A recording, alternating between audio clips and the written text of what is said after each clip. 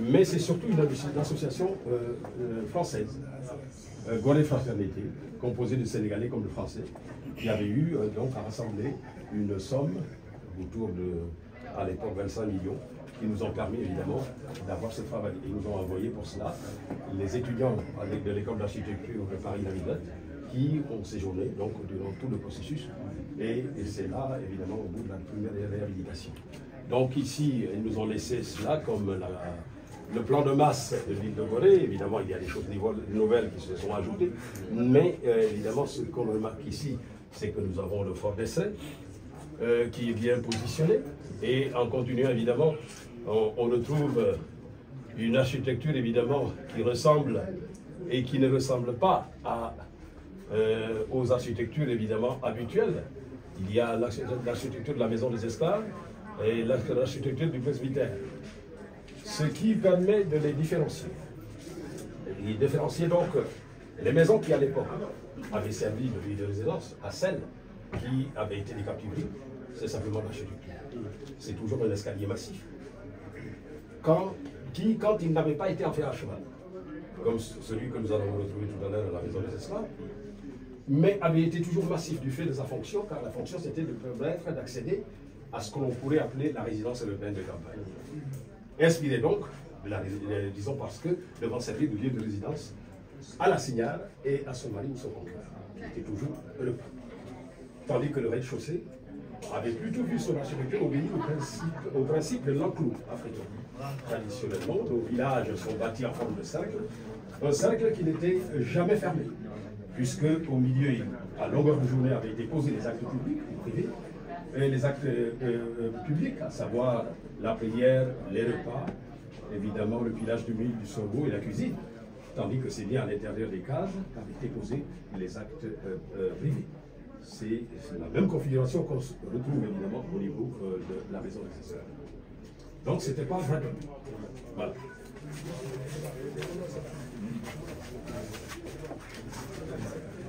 Ils vont continuer de nous renseigner sur d'abord les différentes occupations, mais également sur l'histoire de Gorée.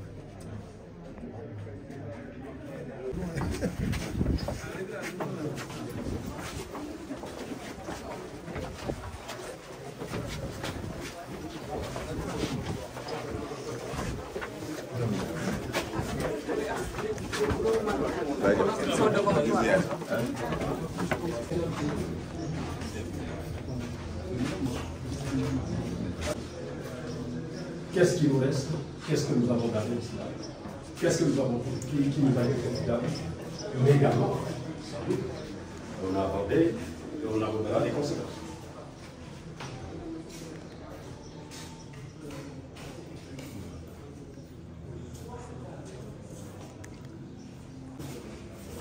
Dans cette état-là, pour dire que pas de ça continue.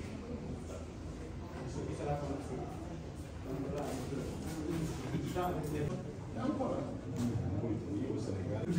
vraiment des statistiques fiables par rapport aux implications contemporaines et par rapport aussi au trafic d'êtres humains. Donc dans tous les parties du monde. Donc on a ce tableau statistique-là qui nous renseigne aussi. Toutes les formes d'esclavage. Toutes les formes d'esclavage. C'est pédagogique. Voilà. Donc, et ça cadre parfaitement avec cette œuvre aussi de Muriel Cla. Voilà. Parce qu'on avait tenu aussi à impliquer justement dans cette exposition-là aussi les artistes aussi de locaux que les artistes nationaux. Voilà. Donc dans ce sens-là, il y a effectivement des artistes goréens à qui on a leurs expositions dans ces pièces-là. Et là, Muriel Cla, donc on...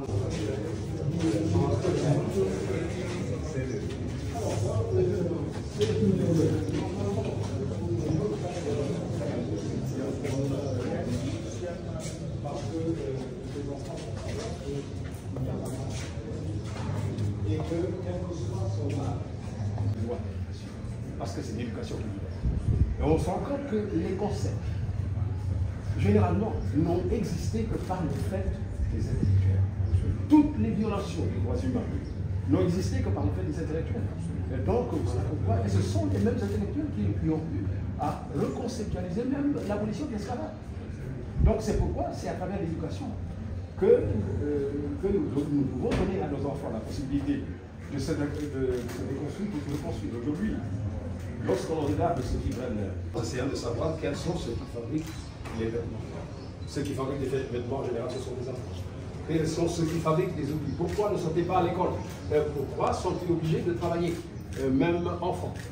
Donc il y a tout un questionnement qui permettra aux enfants d'agir, parce qu'un enfant peut dire à son père, papa s'il te plaît, ne m'achète plus des chaussures Nike, par exemple, parce que c'est fabriqué par des enfants. Qu'est-ce qui fabrique les ballons de basket? Les paniers de basket, également les filets. C'est la prise de responsabilité, évidemment, déjà très jeune, parce qu'il s'agit...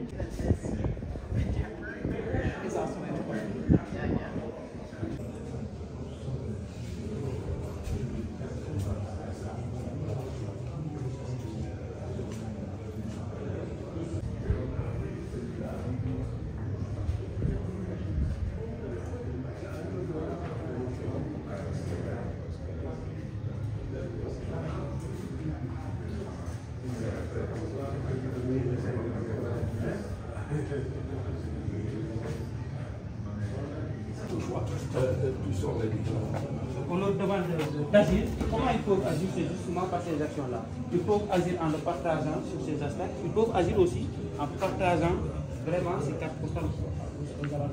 Donc pour les sensibiliser sur ces questions-là. Et on finit, puisque c'est à l'air de tout aussi. Donc avec votre permission, on va vous demander de se prêter au jeu, de choisir quelle action agir et de se faire photographier et justement de le partager sur nos différents postes. Voilà, donc si c'est mettre fin à l'esclavage, quand on va mettre fin à l'esclavage, voilà, il le partage sur notre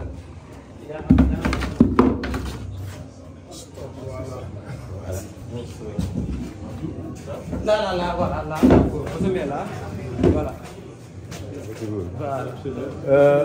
La photo. Rédiger sur ces problématiques-là avec des réponses positives, en choisir les 4 ou les 5 meilleurs moyennant des récompenses assez consistantes. Ça va les pousser un peu à réfléchir, à produire, à prendre conscience. Voilà. Ça, si on mettait 4 prix, chaque prix 500 000 francs, c'est 2 millions pour des écoliers. Surtout avec la fin d'année là, je pense que nous réfléchissons beaucoup sur la possibilité, en tout cas vraiment, de dupliquer l'expo, afin quand même vraiment qu'ils puissent voyager. Ça c'est très important. Que la maison des esclaves s'exporte à l'intérieur des écoles, à l'intérieur des fusils, avec des différences sur la thématique.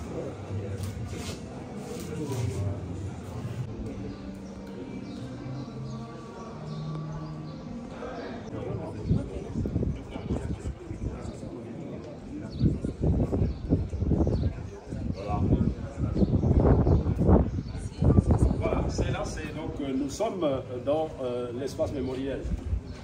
Nous continuons évidemment avec la présentation de la signalétique, avec le parcours qui est recommandé.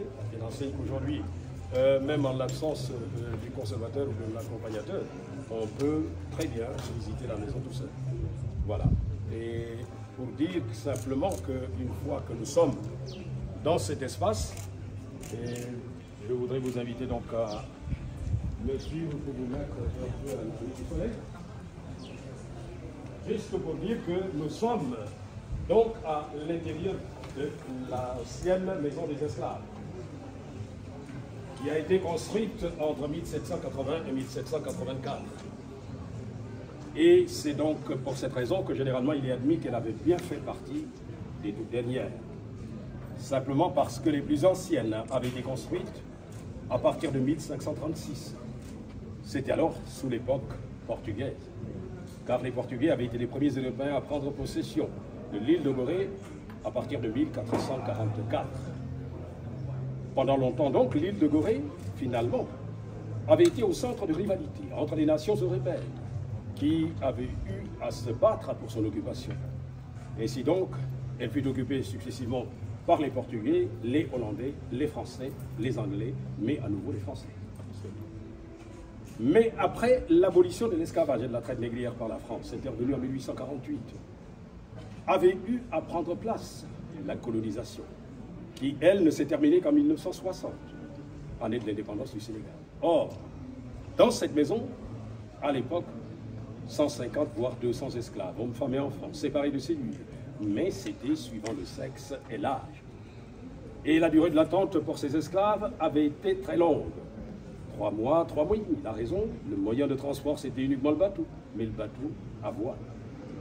Ils partaient le plus souvent, ces esclaves, sous un numéro, matricule.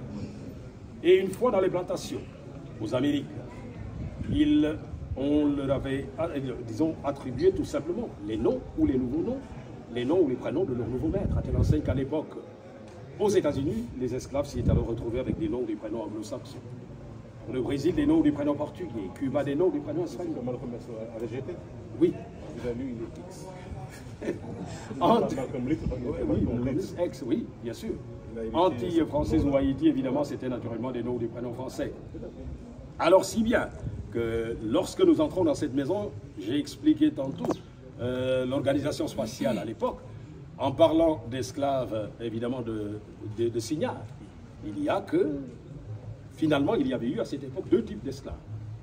Les esclaves, donc, domestiques, qui avaient été la propriété de la femme, logés dans des grandes pièces, mais qui n'avaient pas été du tout destinés à être vendus. Parce que propriété de la femme, elle avait pu les louer dans le cadre de travaux d'intérêt public ou privé, mais à son profit. Tandis que ceux qui avaient fait l'objet de la compartimentation, eux, parce que propriété du mari, avaient été destinés à la vente, à destination des Américains.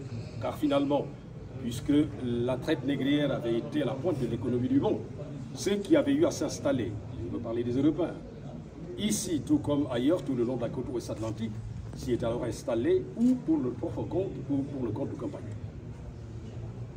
Ils ont été considérés comme de la marchandise. Lorsqu'il n'y avait pas de marchandise, c'était les esclaves qui prenaient la place, évidemment, des marchandises. Donc c'était la même chose. Pour dire également, insister sur le fait que par conséquent, si on dit que les cellules avaient été occupées par, ou ils n'avaient servi qu'à l'entreposage de marchandises, ce n'est pas tout à fait vrai. Parce que, tout simplement, les esclaves ayant été considérés comme de la marchandise, ils avaient pu remplacer les marchandises à chaque fois. Attention à la porte, elle est basse. Alors évidemment, avec ma femme était dans cette cellule, mais également, vous avez vu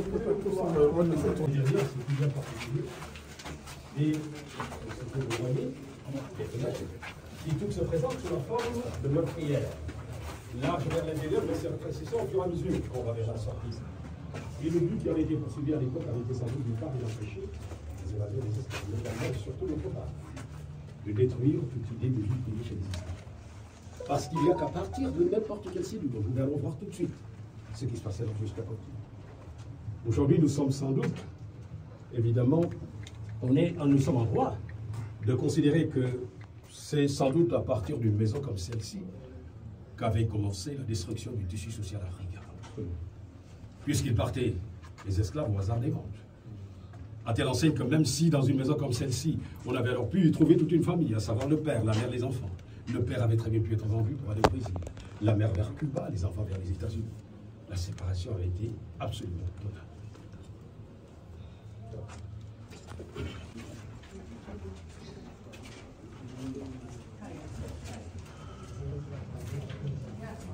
Mais tout de suite après, la cellule évidemment des jeunes filles, choisies du fait de la qualité de leurs seins, les seins à l'époque ayant symbolisé la virginité, selon qu'elles les avaient eues parfaitement fermes ou pas. Ils n'avaient fait là que s'inspirer de la coutume africaine, qui n'avait reconnu les jeunes filles vierges qu'à partir de la fermeté des seins. Toute jeune fille dont les seins n'avaient pas été suffisamment fermes avait été considérée comme ayant perdu sa virginité. Mais s'agissant également du produit qui avait eu à sous-tendre le commerce des esclaves, loin d'avoir été évidemment celui-là qui avait été désigné sous le vocable de pacotille. Le mot pacotille, souvent servi donc plutôt à désigner des objets sans valeur. Il y a que ces produits avaient été constitués essentiellement par les armes à feu, la poudre à canon pour les faire fonctionner, sans doute les nouveaux alcools, le vin rouge et le rhum, mais surtout la barre de fer pour se fabriquer des outils. Pour ce qui concerne la barre de fer, il y a que même si les fouilles effectuées le long de la vallée du fleuve Niger ont permis la mise à jour de gros fourneaux, Ce qui pourrait laisser supposer que ces peuples, qui vivaient alors à cette époque le long de la vallée du fleuve Niger, du point de vue du développement, étaient au diapason de nations, telles la France et la Chine. Car la technique d'extraction du fer à partir du minerai n'était connue que dans ces deux pays. Cela implique également forcément une autre question. Comment ces peuples évoluent engraissés comme une étape? Cela pouvait durer 3 mois, 3 mois et demi, car souvent c'était le temps qu'avaient mis les bateaux en provenance de l'eau pour arriver ici. Et au moment du départ, si malgré tout, ils n'avaient pas augmenté de poids au point d'atteindre les 60 kilos, ils n'avaient pas été vendus pour autant.